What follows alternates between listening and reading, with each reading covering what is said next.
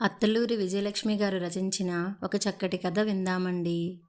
మనస్వినికి శుభవార్త చెప్పడానికి మొబైల్ చేతిలోకి తీసుకోగానే మనస్విని కాలింగ్ అని స్క్రీన్ మీద కనిపిస్తూ ఫోన్ మోగింది. ప్రత్యూష పెదాల మీద చిరునవ్వు మెరిసింది. నేనే కాల్ చేయాలని మొబైల్ తీసుకున్నా, నీ ఫోన్ వచ్చింది చెప్పక్కా అంది ఆప్యాయంగా. ఏం చేస్తున్నావు? అర్జెంటుగా నాకు ఫేషియల్ చేయాలి, హెయిర్ స్ట్రైటన్ చేయాలి, అరగంటలో వస్తా, నీ పనులన్నీ పక్కన పెట్టే అంటూ ఫోన్ డిస్కనెక్ట్ చేసింది మనస్విని. కట్ చేస్తున్న జాకెట్ బట్ట కత్తెర పక్కన పెట్టి లేచి కిచెన్లోకి వెళ్ళి అటుకుల ఉప్మా కోసం పచ్చిమిర్చి ఉల్లిపాయలు తరిగి పెట్టుకుని హాల్లోకి వచ్చి డ్రెస్సర్ మీద క్లెన్జింగ్ మిల్క్, స్క్రబ్ వగైరా సామాగ్రి సిద్ధంగా పెట్టుకుంది. మనస్విని కోసం ఎదురుచూస్తూ కూర్చుంది. మనస్వినికి ఎప్పుడెప్పుడు ఆ వార్త చెప్పాలా అని ఎదురుచూస్తోంది ప్రత్యూష. ప్రత్యూషకి మనస్విని అంటే దేవతతో సమానం. ఇవాళ తను ఇలా స్వంత కాళ్ల మీద నిలబడి ఉండడానికి మనస్వినే కారణం. చిన్నప్పుడే తల్లి తండ్రులను కోల్పోయిన ప్రత్యూషని విశాఖపట్నంలో ఉండే మేనమామ దంపతులు పెంచారు. 10వ తరగతి అవగానే బాధ్యత వదిలించుకోవడానికి పెళ్లి చేశారు. పెళ్లికి ముందే అతనికి హార్ట్కి సంబంధించిన జబ్బు ఉంది. కానీ ఆ విషయం దాచి పెళ్లి చేశారు అటువారు ఇటువారు కలిసి. అత్తగారు మామగారు సాధింపులు ఉన్నా భర్త మంచివాడు కావడంతో ఏడాది పాటు సంసారం బాగానే సాగింది. ఒకరోజు రాత్రి నిద్రలోనే మాసివ్ అటాక్ వచ్చి తెల్లారేసరికి కట్టెలా జీవం లేకుండా పడి ఉన్న భర్తను చూసి కొయ్యబారిపోయింది ప్రత్యూష. అతని చావుకు కోడలే కారణం అని, ఆమె జాతకం మంచిది కాదని అనేక రకాలుగా నిందించి ఆమెను ఇంటి నుంచి తరిమేశారు అత్తామామలు. పెంచిన మేనమామ శాస్త్రానికి 10 రోజులు ఆమెని తన ఇంటికి తీసుకువెళ్ళి, తర్వాత నీ బాధ్యత చేతనైనంత వరకు మోసాము, ఇంక మా వల్ల కాదు, ఏదన్నా మార్గం వెతుక్కో అని నిర్మోహమాటంగా చెప్పేయడంతో దిక్కు తోచక క్రాస్ రోడ్లో నిలబడిపోయింది. అప్పుడు అనుకోకుండా విశాఖ రైల్వే స్టేషన్లో పరిచయమైంది మనస్విని. హైదరాబాద్ డెల్ కంపెనీలో పనిచేస్తున్న మనస్విని వీకెండ్లో తల్లి తండ్రులను కలుసుకోవడానికి వచ్చి తిరిగి హైదరాబాద్ వెళ్తున్నప్పుడు ప్లాట్ఫామ్ బెంచ్ మీద శోకదేవతలా కూర్చున్న ప్రత్యూషని చూసి విషయం తెలుసుకుని ధైర్యం చెప్పి తనతో తీసుకొచ్చి బ్యూటీషియన్ కోర్సులో చేర్పించింది. అలా నెమ్మదిగా తనకంటూ ఒక జీవితం నిర్మించుకున్న ప్రత్యూష స్వంతంగా పార్లర్ పెట్టుకుని ఆర్థికంగా మానసికంగా నిలదొక్కుంది. అందుకే మనస్విని అంటే ప్రత్యూషకి ఎంతో అభిమానం. అయితే ఇటీవల కొన్ని రోజుల క్రితం ఫేస్బుక్ ద్వారా ప్రత్యూష జీవితంలోకి వచ్చాడు యుఎస్లో ఉన్న విశాల్. చాలా తక్కువ కాలంలో ఇద్దరి మధ్య ప్రేమ అంకురించింది. 10 రోజుల్లో ఇండియా వస్తున్నాను, రాగానే పెళ్లి చేసుకుందాం, ఆ తర్వాత నాతో అమెరికా తీసుకువెళ్తాను, నీ సర్టిఫికేట్స్తో సహా సిద్ధంగా ఉండు అంటూ మెసేజ్ పెట్టాడు నిన్ననే. అప్పటి నుంచి ప్రత్యూషకి ఆనందపు రెక్కలు వచ్చినట్టుగా అనిపించి ఊహలలో తేలిపోతోంది. ఇంతకాలం మనస్వినికి చెప్పకుండా దాచిన తన ప్రేమాయణం చెప్పేయాల్సిన సమయం వచ్చింది. అందుకే ఫోన్ చేసి రమ్మనాలి అనుకున్నా. మనస్విని తనంతట తానే వస్తుంటే హమ్మయ్య అనుకుంది. ప్రత్యూష ఆలోచనల్లో ఉండగానే మనస్విని హాయ్ అంటూ వచ్చి డ్రెస్సర్ ఎదురుగా స్పా బెడ్ మీద కూర్చుంది. ఏంటి సంగతి, ఏదన్నా పార్టీ హడావుడా అంది ప్రత్యూష కాటన్ తీసుకుని నీళ్లల్లో తడిపి మనస్విని మొహం తుడుస్తూ. చాలా ఇంపార్టెంట్ పార్టీ వెనక్కి వాలుతూ అంది. అలా మాట్లాడుతూనే గోల్డ్ ఫేషియల్, హెయిర్ స్ట్రైటనింగ్ చేశాక పెడిక్యూర్, వ్యాక్సింగ్ దాదాపు 2:30 గంటల సేపు. తర్వాత ఫ్రెష్గా లేచి బాత్రూంలోకి వెళ్ళింది మనస్విని. ప్రత్యూష చేతులు కడుక్కొని కిచెన్లోకి వెళ్ళి 10 నిమిషాల్లో అటుకుల ఉప్మా చేసింది. మనస్విని మాయిశ్చరైజర్ తీసుకుని చేతులకి మొహానికి రాసుకుని ప్రత్యూష చేతిలో ప్లేట్ చూసి రా రా ఆకలి దంచేస్తోంది అంది. చిరునవ్వుతో ప్రత్యూష ప్లేట్ అందిస్తూ అంది. ఇవాళ నీకు శుభవార్త చెప్పాలక్కా అంది. చెప్పు చెప్పు ఉత్సాహంగా ప్రత్యూష వైపు జరుపుకుంది కుర్చీ. ప్రత్యూష ప్లేట్లో ఉప్మా స్పూన్తో అటు ఇటు కలుపుతూ కొన్ని క్షణాలు మౌనంగా ఉండి అంది. నేను చెప్పేది విన్నాక నీకు నా మీద కోపం వస్తుందేమో. ఎందుకు కోపం? ఆశ్చర్యంగా అడిగి అనుమానంగా చూస్తూ అంది మనస్విని. ఏంటి, ఏదన్నా ప్రేమ వ్యవహారమా? ప్రత్యూష మొహంలో సిగ్గు చుక్కలు పొడిచాయి. ఆ వెలుగు కళ్ళల్లో ప్రతిఫలిస్తుంటే కళ్ళు పూర్తిగా వాల్చుకుంది. మనస్విని ప్రత్యూష చేతి మీద చేయి వేసి ఆమె వైపు ఆదరంగా చూస్తూ, ఇందులో కోపం రావడానికి ఏముంది ప్రత్యూ, నువ్వేం ముసలిదానివైపోయావా? పట్టుమని 25 లేవు, ప్రేమిస్తే తప్పేమీ లేదు. కానీ ఎవరిని ప్రేమించావో ఆ వ్యక్తి ఎలాంటివాడో ముఖ్యం. చెప్పు, నేనేదన్నా సాయం చేయగలిగితే చేస్తాను అంది. అతనితో తనకి పరిచయమైన విధానం మొత్తం చెప్పి అంది ప్రత్యూష. చాలా మంచివాడక్కా. నేను పరిచయమైన కొత్తలోనే నా గురించి మొత్తం చెప్పేశాను. అతను ఎప్పటినుంచో వాళ్ళ పెద్దవాళ్ళు ఎన్ని సంబంధాలు చూసినా నాలాంటి అమ్మాయి దొరికితే ఆదర్శ వివాహం చేసుకోవాలని ఎదురుచూస్తున్నాడట. కుల, మత, జాతి భేదాలు లేకుండా ట్రెడిషనల్గా ఉండే మంచి అమ్మాయి కోసం చూస్తున్నాడట. 10 రోజుల్లో ఇండియా వస్తున్నాడు. రాగానే పెళ్లి చేసుకుందాం అన్నాడు. అంతా విన్న మనస్విని కొద్దిసేపు గంభీరంగా ఉండి అంది. ఎన్ఆర్ఐ సంబంధం కదా అని చాలా ఎగ్జైటింగ్గా ఉన్నావేమో కదా? అవును, నేను ఎప్పుడూ నన్ను ఇలాంటి అదృష్టం వరిస్తుందని ఊహించలేదు. అసలు పెళ్ళే చేసుకోవాలని అనుకోలేదు. అలాంటిది అనూహ్యంగా ఇంతటి మహత్తర అవకాశం రావడం అదృష్టం కదా. ఎప్పటికైనా నాకు ఒక తోడు కావాలని అనిపిస్తుంది కదక్కా. అప్పుడు ఇంత మంచివాడు దొరకాలి కదా. నువ్వు చెప్పేది 100% నిజం. కానీ ఫేస్బుక్ ద్వారా పరిచయమైన వ్యక్తిని గుడ్డిగా నమ్మడం అంటే మూర్ఖత్వం అవుతుందేమో ఆలోచించు ప్రత్యూష. ముఖత పరిచయం అయి కొంతకాలం స్నేహంగా కలిసి ఉన్న వాళ్ళనే నమ్మలేని రోజులు ఇవి. ప్రత్యూషకి మనస్విని అలా నెగిటివ్గా మాట్లాడడం నచ్చలేదు. తనని ప్రోత్సహించి ఉత్సాహపరుస్తుందనుకుంది. మనసారా దీవిస్తుందనుకుంది. కానీ ఇలా మాట్లాడుతుందేమిటి? అసంతృప్తిగా చూసింది. ఆమె చూపులో భావం గమనించిన మనస్విని ప్రేమగా నవ్వి అంది. ఏంటి, 35 వచ్చి కూడా పెళ్ళి పెటాకులు లేని ఈవిడకి ప్రేమంటే ఏం తెలుసు అనుకుంటున్నావా? సరే, నీకో కథ చెప్తా, విని నిర్ణయించుకో. అబ్బా, ఈవిడ ఇప్పుడు విషాదగాథలు చెప్తుంది కాబోలు అనుకుంటూ ప్రత్యూష ఆసక్తి లేకున్నా మనస్విని బాధపడుతుందని వినసాగింది. నాకు అప్పుడు 20 ఏళ్ళు, డిగ్రీ 2nd ఇయర్. మాది లోయర్ మిడిల్ క్లాస్ ఫ్యామిలీ. అక్క, అన్నయ్య, నేను, తమ్ముడు. అందరినీ డిగ్రీ వరకు చదివిస్తాను. ఉద్యోగాలు చేసుకుని ఎవరి కాళ్ళ మీద వాళ్ళు బతకండి అన్నారు మా ఫాదర్. అక్క అలాగే డిగ్రీ పాస్ అయి తన క్లాస్మేట్ని పెళ్లి చేసుకుని వెళ్ళిపోయింది. మాది కో ఎడ్యుకేషన్. ప్రశాంత్ నా క్లాస్మేట్. మేమిద్దరం మంచి ఫ్రెండ్స్. ఒకళ్ళ ఇంటికి ఒకళ్ళు తరచూ వస్తూ పోతుండేవాళ్ళం. ప్రశాంత్ అన్నయ్య హేమంత్ యుఎస్లో మంచి కంపెనీలో ఉండేవాడు. ఒకసారి సెలవులకు వచ్చాడు. అప్పుడు మా ఇద్దరికీ పరిచయం అయింది. నాలోని అణకువ, అమాయకత్వం హేమంత్కి నచ్చాయని నన్ను పెళ్లి చేసుకుంటానని చెప్పాడు. నేను సంభ్రమాశ్చర్యాల నుంచి తేరుకునేలోగానే అతను అమ్మా నాన్నలతో మాట్లాడడం, వాళ్ళు ఒప్పుకోవడం అంతా కలలోలాగా చకచకా జరిగిపోయింది. ఏం జరుగుతుందో తెలిసేలోగా ఏడుకొండలవాడి సాక్షిగా హేమంత్ నా మెడలో 3 ముళ్ళు వేయడం, అతని చేయి పట్టుకుని నేను అంతర్జాతీయ విమానాశ్రయానికి నడవడం, విమానం ఎక్కడం జరిగింది. నన్ను ఏం చూసి పెళ్లి చేసుకున్నారు? నేను అందగత్తిని కాను. డిగ్రీ కూడా పూర్తి చేయలేదు. ఆస్తిపాస్తులు లేవు. అడిగాను విమానంలో అతని పక్కన కూర్చొని, అతని అందానికి హుందాతనానికి మురిసిపోతూ. అందుకే నాకు అవన్నీ ఉన్నవాళ్ళ అవసరం లేదు, ఎవరూ లేని వాళ్ళే కావాలి అనుకున్నాను. ఐ మీన్ ఆదర్శ వివాహం చేసుకోవాలి అనుకున్నాను, చేసుకున్నాను. అనవసర విషయాలు ఆలోచించి మనసు పాడు చేసుకోకు. Be happy. నువ్వు ఉండబోయేది అమెరికా. తెలుసుగా, అమెరికా అంటే ఎంతోమంది కలలు కనే స్వర్గం. ఆ స్వర్గానికి నిన్ను తీసుకువెళ్తున్నా. అక్కడ నువ్వు గడపబోయే అందమైన జీవితం గురించి కలలు కను అన్నాడు. కాలిఫోర్నియా ఇంటర్నేషనల్ ఎయిర్పోర్ట్లో ల్యాండ్ అవగానే నా కళ్ళు చెదిరిపోయాయి. రెప్ప వాల్చడం మర్చిపోయిన దానిలా నడిస్తే నా పాదాలకున్న దుమ్ము ఎక్కడ నేలకి అంటుకుని మెరుపు కోల్పోతుందో, ఎక్కడ ముట్టుకుంటే నా చేతికున్న మట్టి తగిలి మచ్చలు పడుతుందో అన్నట్టు స్థానువులా నిలబడిపోయాను. ఏంటి అలా నిలబడ్డావు? కమాన్ మూవ్ అన్నాడు అతను పెద్ద పెద్ద సూట్ కేసులు లాగుతూ.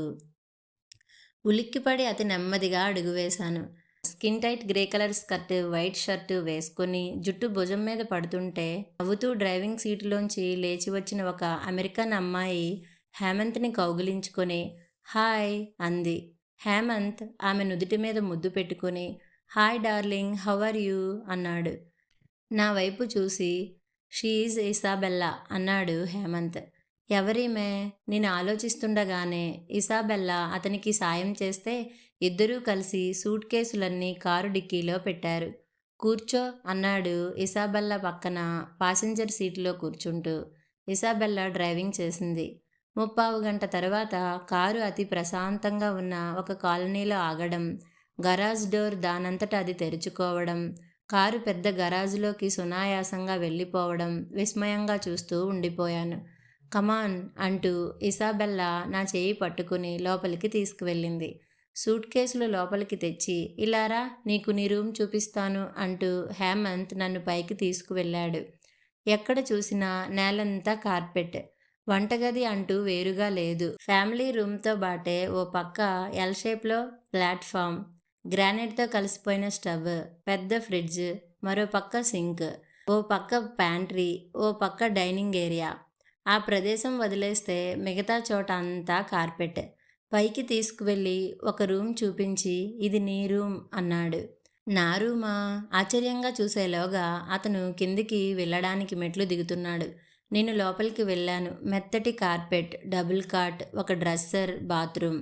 నా రూమ్ అంటాడేంటి? ఇద్దరిది ఒకటి కాదా? ఈ దేశంలో అందరికీ తలా ఒక రూమ్ ఉంటుందేమో ఆలోచిస్తూ నిలబడిపోయాను. ఇంద్రభవనం లాంటి ఇల్లు, ఆ ప్రశాంతత, అద్దాల్లోంచి కనిపిస్తున్న బ్యాక్ యార్డ్లో ఉన్న మొక్కలు, విశాలమైన ఆకాశం, మేఘాలను వరుసుకుంటూ వెళ్తూ నిప్పురవ్వలు రాలుస్తున్నట్లున్న విమానాలు చూస్తుంటే నేను వింత ప్రపంచంలోకి వచ్చి పడినట్టు అనిపించసాగింది. అతి సాధారణంగా బతుకుతున్న నన్ను ఏదో అదృశ్య హస్తం హఠాత్తుగా ఎక్కడో విసిరేసింది. ఇది ఏంటి? ఇంత పెద్ద ఇల్లు, ఈ అందమైన లాన్, పెద్ద పడవలాంటి కారు, ఏసీ, ప్రత్యేకమైన గది. ఇది కళ?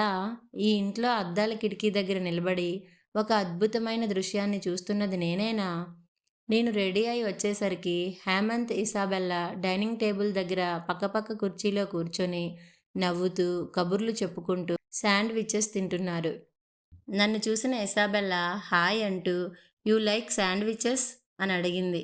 నేను హేమంత్ వైపు చూశాను. నాన్ వెజ్ తింటావా అడిగాడు. లేదన్నట్టు తలూపాను.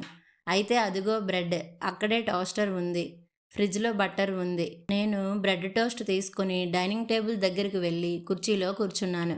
నేను అలా కూర్చోగానే ఇద్దరు ఒకరిని ఒకరు చూసుకున్నారు. ఆ చూపులో భావం అర్థం కాలేదు. టోస్ట్ తింటూ అడిగాను హేమంత్ని, ఈవిడ మన ఇంట్లోనే ఉంటుందా? వంట మనిషా? హేమంత్ ఆశ్చర్యంగా ఆమెను చూశాడు. ఆవిడ వంట మనిషిలా కనిపిస్తోందా నీకు?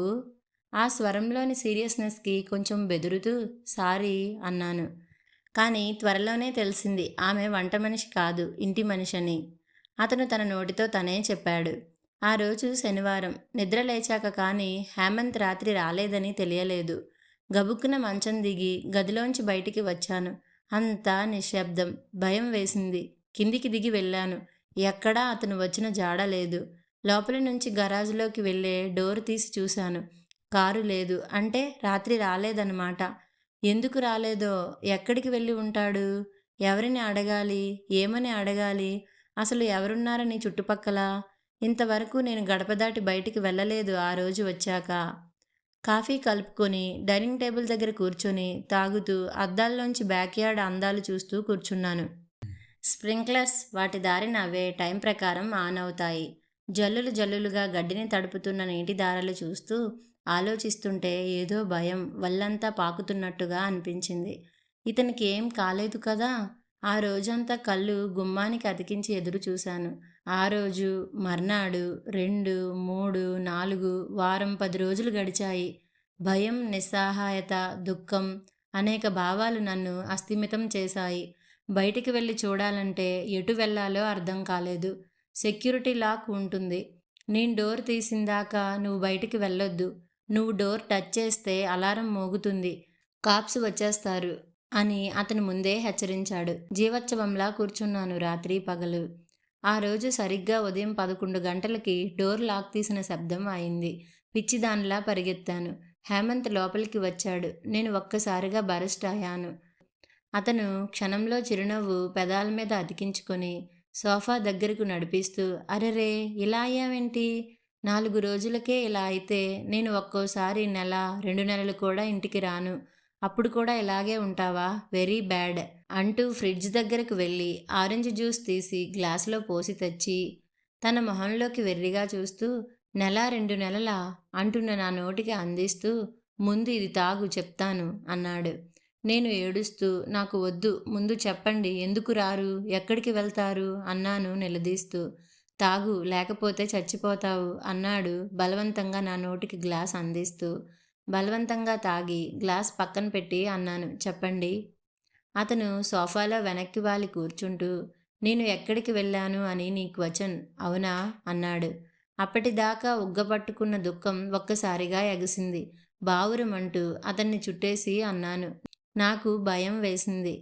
మీరలా చెప్పా చేయకుండా ఇన్నాళ్ళు వెళ్ళిపోతే ఏమయ్యారనుకోను, ఎవరిని అడగను, నాకెవరు తెలుసనిక్కడ, కనీసం ఈ ఇంట్లో ఫోన్ కూడా లేదు. నేను ఏమైపోతాను, ఎందుకలా వెళ్ళారు, ఆఫీస్ పని ఏదన్నా ఉంటే నాకు చెప్పి వెళ్ళొచ్చుగా అంటూ వెక్కి వెక్కి ఏడవసాగాను. ఏడుపు ఆపు చెప్తాను, నేను చెప్పేది విన్నాక ఇంక ఎప్పుడూ నీ నోటి నుంచి ప్రశ్నలు వినిపించొద్దు అంటూ నెమ్మదిగా చెప్పసాగాడు. అతని నోటి నుంచి వస్తున్న ఒక్కో అక్షరం ఒక్కో బాకులా గుండెల్లో గుచ్చుకుంటుంటే స్థానువులా కూర్చున్నాను. అతను చెప్పదలుచుకున్నదంతా చెప్పి అన్నాడు, సో నాకు ఇలా పార్ట్ టైం వైఫ్గా మెయిడ్గా ఉంటూ కమ్మటి ఇండియన్ భోజనం వండి పెట్టడానికి నీలాంటి అమాయకురాలు, వినయం అణకువ ఉండి ఆస్తిలేని అమ్మాయి అయితే నోరు మూసుకుని భరిస్తుందని నిన్ను చేసుకున్నాను. ఈ దేశంలో బోలెడంత డబ్బు ఉంటుంది, అన్ని రకాల విలాసాలు ఉంటాయి, కానీ ఇండియాలో లాగా పని మనుషులు ఉండరు. అక్కడి నుంచి పని మనిషిని తీసుకురావాలంటే పెద్ద తతంగం. కానీ భార్యని తెచ్చుకొని పని మనిషిగా వాడుకోవడానికి ఏ తతంగం అవసరం లేదు. అర్థమైంది కదా, నువ్వు లీగల్గా నాతో వచ్చిన పని మనిషివి. నేనేం చేసినా మౌనంగా భరించడం తప్ప నో అదర్ చాయిస్. నన్ను ప్రశ్నించడం, నా మీద భార్యగా పెత్తనం చేయడం అనేవి లేవు, ఉండవు. నా నుంచి ఇంతకు మించిన ప్రేమ, అనురాగం ఆశించొద్దు. బెడ్ మీద తప్ప నా పక్కన కూర్చోవద్దు. ఇవన్నీ నా కండిషన్స్. ఇసాబెల్లా ఆఫీస్ పని మీద ట్రావెలింగ్ చేస్తూ ఉంటుంది. అలాంటప్పుడు నువ్వు నాకు సుఖం ఇవ్వాలి. ఇది నా ఆదర్శ వివాహం వెనకాల నేను వేసుకున్న స్కెచ్. దీనివలన నీకు నష్టం కష్టం ఏమీ ఉండవు. ఎందుకంటే ఎలాగా నీకు కుకింగ్, క్లీనింగ్ ఎక్సెట్రా అలవాటే. మీ నాన్న పేదవాడు, ఎలాగూ నీకు పెళ్లి చేయలేను అని చెప్పాడు కాబట్టి నీకు ఒక మగాడి అవసరం ఉంది, అవునా? రోజూ కాకపోయినా అప్పుడప్పుడు నీ శారీరక అవసరాలు నేను తీరుస్తాను. హాయిగా జీవితాంతం సుఖంగా తిండికి బట్టకి లోటు లేకుండా ఉంటావు. నిశ్శబ్దంగా ఉన్న ఆ పరిసరాలలో అతని స్వరం రంపపు చప్పుడులా ఉంది. ఆ మాటలు గుండెనే కాక అణువణువు ముక్కలు ముక్కలుగా కోస్తున్నట్లుగా అనిపిస్తుంటే అవమానంతో అసహ్యంతో దహించుకుపోతూ కుప్పకూలిపోయాను. ప్రత్యూష ఒళ్ళంతా జలధరించింది. భయంతో వణికిపోతూ మనస్విని చేయి గట్టిగా పట్టుకుంది. అప్పుడనిపించింది, ఇదే నా స్వర్గం అంటే. ఎన్ని ఆశలు, ఎన్ని ఊహలు ఏమయ్యాయి?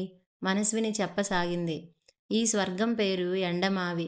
దేశం కాని దేశంలో నా అనే వాళ్ళు లేని చోట తోడనుకున్నవాడు, నీడగా ఉంటాను అన్నవాడు ఇప్పుడు తనది కేవలం పాము పడగాని నీడనిచ్చినట్టే ఇచ్చి కాటేస్తానని బరితెగించి చెప్తున్నాడు. ఇప్పుడు నేను ఏమి చేయలేనన్న నమ్మకంతో కదా. నిజంగానే నేనేమి చేయలేనా? యాంత్రికంగా పనులు చేస్తున్నా నా మెదడు ఆలోచించడం మానలేదు. 4 రోజులు 4 యుగాలుగా గడిచాయి.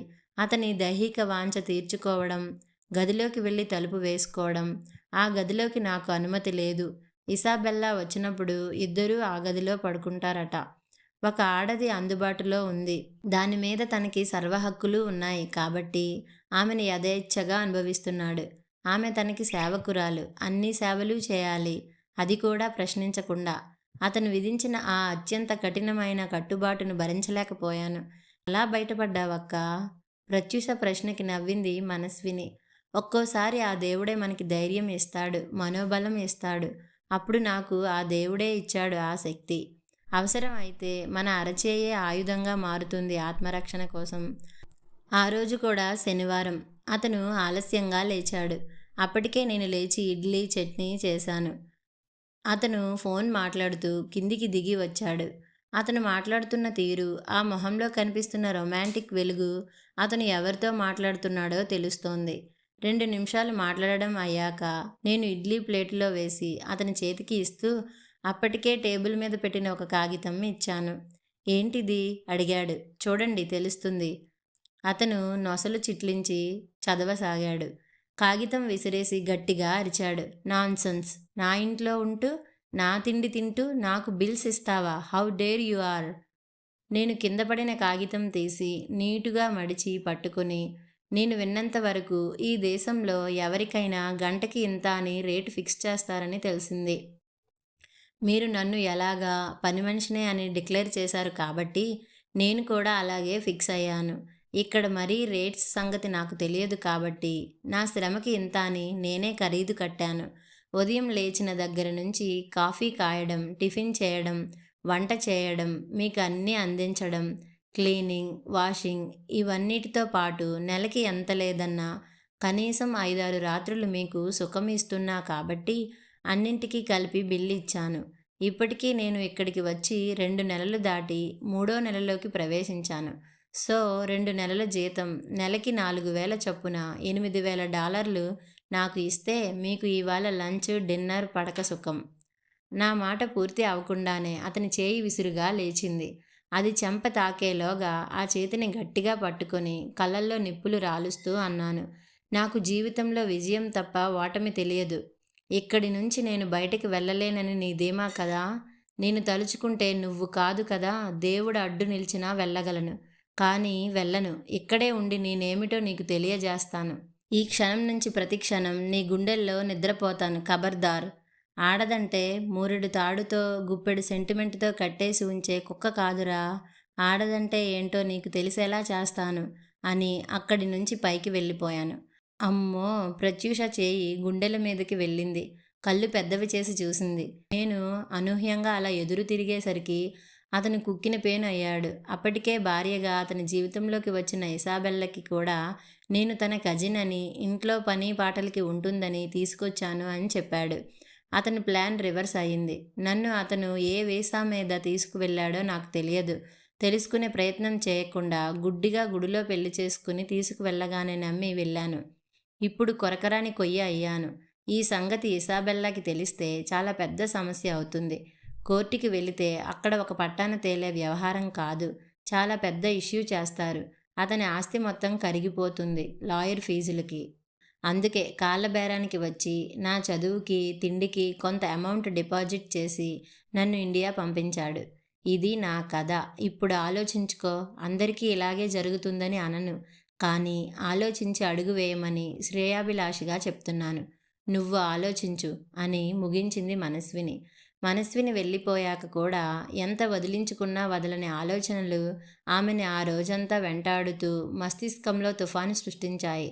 అనేక భయాలతో పాటు ఎక్కడో ఒక చిన్న ఆశల మొక్కలు కూడా చిగురించసాగాయి. అమెరికా భూతల స్వర్గం. ఆధునిక యువతీ యువకుల మెరుపు కళ. ఎన్ని పూజలు చేస్తే మాత్రం ఈ అదృష్టం వరిస్తుంది? పైగా తనలాంటి అమ్మాయికి. జీవితంలో ఆల్రెడీ ఒకసారి పరాజయం కలిగాక మళ్ళీ అలాగే జరుగుతుందా? ఏమో, ఎవరు చెప్పగలరు? కాలం కర్మం కలిసి రాకపోతే చేతిలో తాడే పామై కరుస్తుందట. ప్రత్యూష అస్థిమితమైన మనసుతో ఫేస్బుక్ ఓపెన్ చేయలేకపోయింది 2 రోజులు. ఈ అవకాశం తనకి మంచి జరగడానికే వచ్చిందేమో. మనస్విని నింపిన సందేహాలు, భయాలు నెమ్మదిగా ఆశల కిరణాలు తాకిన మంచులా కరిగిపోతూ ఆమె కళ్ళ ముందు అద్భుతమైన ఒక కొత్త ప్రపంచం రంగు రంగులుగా విస్తరించుకోసాగింది. మనస్వినికి జరిగినట్టే అందరికీ జరిగితే ఇన్ని వేల మంది అక్కడ ఎందుకుంటారు అనుకుంది. గుమ్మం ముందుకు వచ్చిన అపురూపమైన అవకాశం లేనిపోని ఆలోచనలతో వదులుకోవడం తెలివి తక్కువ కదా. 3వ రోజు అతని నుంచి ఫోన్ వచ్చింది. ఎందుకు ఎఫ్బీకి రావడం లేదు? Are you okay? అడిగాడు. అతని స్వరంలో ఆందోళన, ఆతృత. ప్రత్యూష నాదస్వరం విన్న నాగుపాం అయింది. ఇప్పటిదాకా ఉన్న సందేహాలు, భయాలు ఎగిరిపోయాయి. ప్రేమ నిండిన అతని మాటలు మనసును మల్లెపూల సౌరభంలా తాకాయి. నేను ఇంకా 2 రోజుల్లో ఫ్లైట్ ఎక్కుతాను, బీ రెడీ అన్నాడు. ఆమె కళ్ళు చకోరాలయ్యాయి. ఎదురుచూసిన రోజు వచ్చింది. వచ్చిన రోజే అతను ఆమెను కలిశాడు. ప్రేమావేశాలతో ముంచెత్తాడు. ఫోటోలో కన్నా బాగున్నావు, నేను లక్కీ అన్నాడు. పెళ్ళి ఫిక్స్ చేశాడు. నేను మీకు చెప్పా కదా నా జీవితంలో జరిగిన సంఘటన అంది బిడియంగా. ఫర్గెట్ ఇట్, అదొక పీడకల, మర్చిపో, ముందుంది మంచి కాలం అన్నాడు ఆమె నుదురు చుంబిస్తూ. వస్తూ వస్తూ ఆమెను ఆశ్చర్యపరుస్తూ పచ్చల హారం, 2 పట్టుచీరలు తెచ్చాడు. పెళ్లి సింపుల్గా బిర్లా టెంపుల్లో జరగడానికి ఏర్పాట్లు చేశాడు. అతని ప్రేమ ప్రవాహంలో పూర్తిగా మునిగిపోయింది ప్రత్యూష. అతని రాక, ఇద్దరి మధ్య జరిగిన సంభాషణ, ఏర్పాట్లు మనస్వినికి చెప్పే ధైర్యం లేకపోయింది. ఎంత ఆత్మీయురాలైనా ఆమె కూడా ఆడదే. ఈర్ష్య, అసూయకి అతీతురాలు కాదు కదా. ప్రేమ విషయంలో కొంత గోప్యత అవసరం అనుకుంది ప్రత్యూష. మరునాడు పెళ్ళి అనగా ఫోన్ చేసింది. వెడ్డింగ్ కార్డ్స్, మంత్రాలు, హడావిడి లేదక్కా, సింపుల్గా టెంపుల్లో పెళ్ళి, తప్పక రావాలి అంది. తప్పకుండా వస్తాను. నువ్వు సెటిల్ అవుతున్నందుకు చాలా సంతోషంగా ఉంది, మాట ఇచ్చింది మనస్విని. అతను కొన్న పచ్చటి కంచిపట్టు చీర, పచ్చల హారం, కళ్యాణం బొట్టు కళ్ళ నిండా కాటుక మెరిసిపోతోంది. గ్రే కలర్ సూట్లో అతను హుందాగా ఉన్నాడు.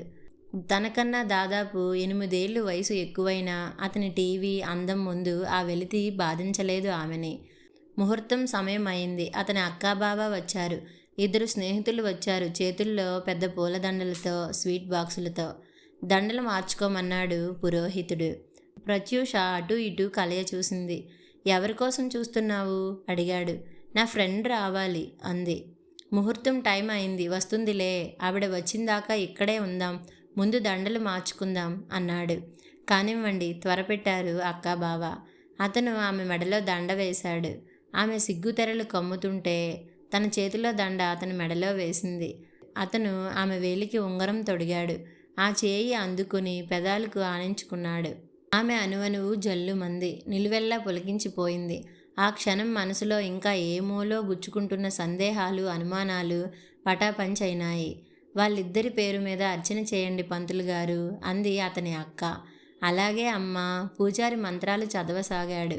ప్రత్యూష 2 చేతులు జోడించి ఏడుకొండలవాడికి మనసారా నమస్కరించి తనకి ఇంత అదృష్టం కలిగించినందుకు కృతజ్ఞతలు తెలియజేసుకుంది. అర్చన అయింది. హారతి ఇచ్చాడు. భక్తిగా అద్దుకుంది. తీర్థప్రసాదాలు తీసుకుని వెనక్కి తిరిగారు. మనస్విని చేతిలో పూలదండలతో ఆయాసపడుతూ వచ్చి, సారీ ప్రత్యు, హెవీ ట్రాఫిక్, లేట్ అయ్యాను అని అంటూ ఆప్యాయంగా కౌగిలించుకుంది. ప్రత్యూష కళ్ళు చెమర్చాయి.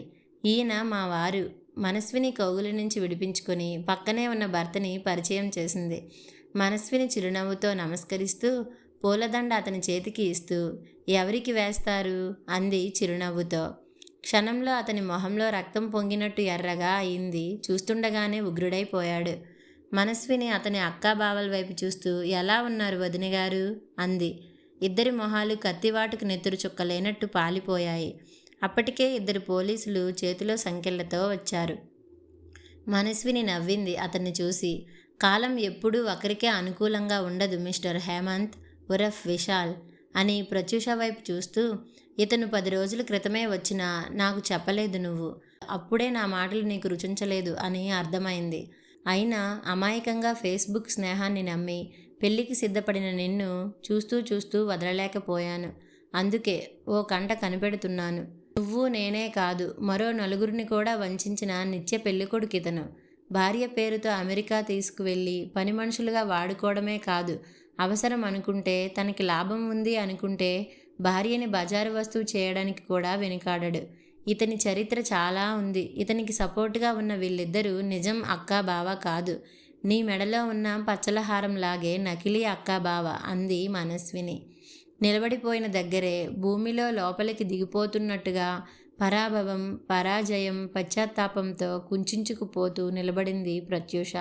ఆమె మెడలోని పూలదండలోంచి పూలన్నీ ఒక్కో రేకు రాలి కిందపడసాగాయి ఆమె ఆశల్లాగే. కథ సమాప్తం.